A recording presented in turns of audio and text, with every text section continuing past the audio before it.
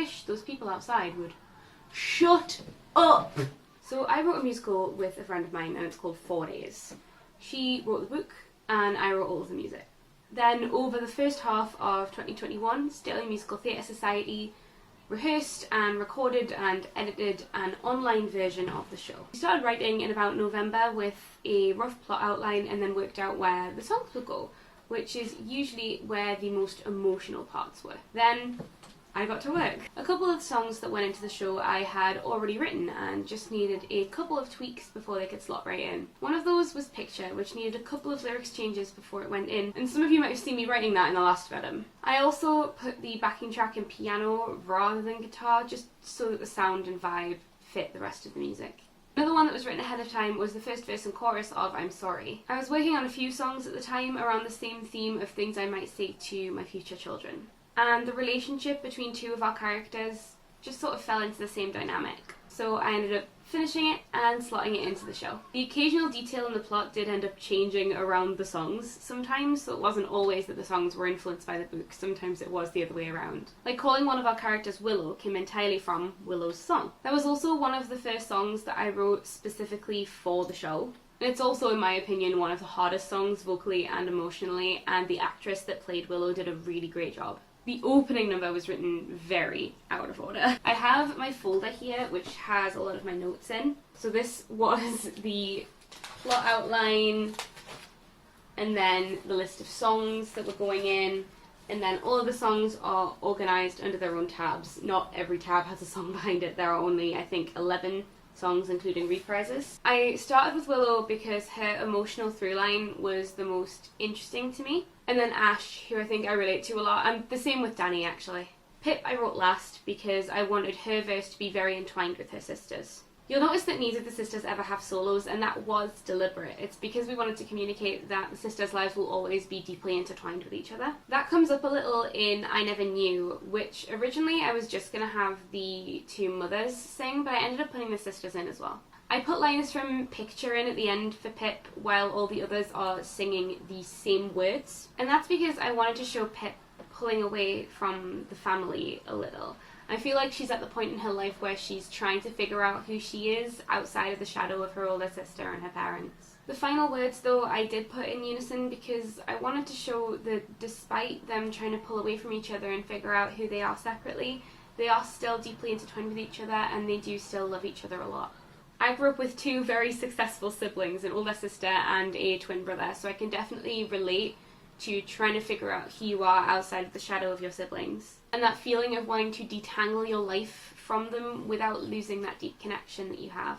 We wanted the family to feel slightly dysfunctional, but still fundamentally loving, and a big part of that was the two argument songs, Exile to the Couch and Getting My Own Room. Both of those songs took me a little longer than most of the others, just because I'm not used to writing songs in a faster or more upbeat style. I wrote Exile to the Couch like a patter song. I started with a big list of words of positive and negative descriptors for both wives, you know, things that would annoy the other, but then things that might be a redeeming feature when they make up after the argument. Then I strung them together into the narrative of the song, and that's how we have Exile to the Couch. The super quick, unrealistic resolution of that song was deliberate and it's meant to be comedic. I hope that came across. The backing track was a little difficult for me. I'm not used to writing kind of upbeat, light and quick music, but I enjoyed doing it. It was a nice challenge. Getting My Own Room and the reprise were a little easier, but I did have the same issue with the backing track. And I'm still not 100% happy with it. I wanted to put that reprise in just to show that they still do love each other at the bottom of them and they are each other's biggest supporters. And I wanted them to almost talk it out because I wanted to show that communication is the bedrock of this family and their relationships with each other, in deep contrast to Danny. Because Danny and Jeremy come in later to disrupt this family dynamic, and the things that go unsaid is a big part of Danny's relationship with her dad. Danny's dad, Nick, sings a solo called I'm Sorry, which we went over earlier, and Danny alone sings the reprise of Great Expectations, the opening number. And both of those songs are about the things that go unsaid between these two people who need each other a lot more than they'll ever let on. The two of them miss each other's calls and let things fester until they finally blow up. And I think drawing that contrast between these two families and showing how that miscommunication impacts their relationships was a core theme of the show for me. Both performers did a really good job with those numbers, and they really got the emotions that were going on underneath it.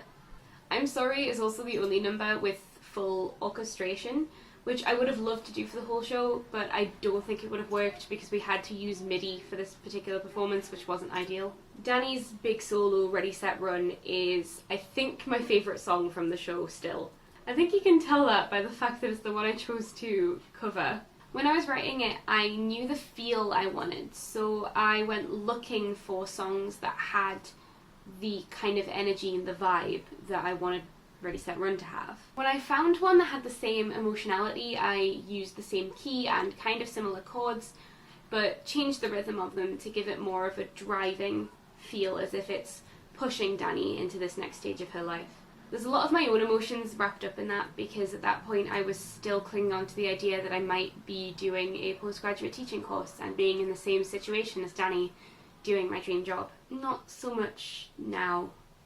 Before the show started really into rehearsals, I received a final rejection from all of my PGDE courses, so now hearing that song is a little bittersweet.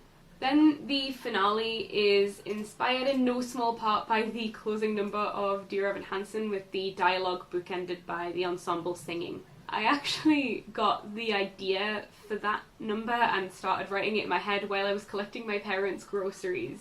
The harmonies were also super fun to work on. I adore harmony and counter melody. It's one of the reasons that I fell for theatrical and choral music as a genre. Just the intricacies of tens of voices all coming together to create one beautiful resultant sound. It's like food for my soul. I love it. My brain do the buzzy thing. It makes me happy. There is a lot of me in the show, especially in the music, and watching it be performed was a really special experience. I'm continually amazed by how talented all of my friends are, both as performers and on the directing and administrative side, especially considering that we're all amateurs. In this show we had historians and psychologists and linguists and biologists and business students and everything in between. I'm not 100% happy with all of my work on this show. I'd love to make some edits to the music and a couple to the book maybe, and perform it on stage for real someday. I'd especially love to be able to orchestrate the whole thing and maybe hear it on real instruments this time and not just MIDI. And that is how I wrote the music for my first original musical.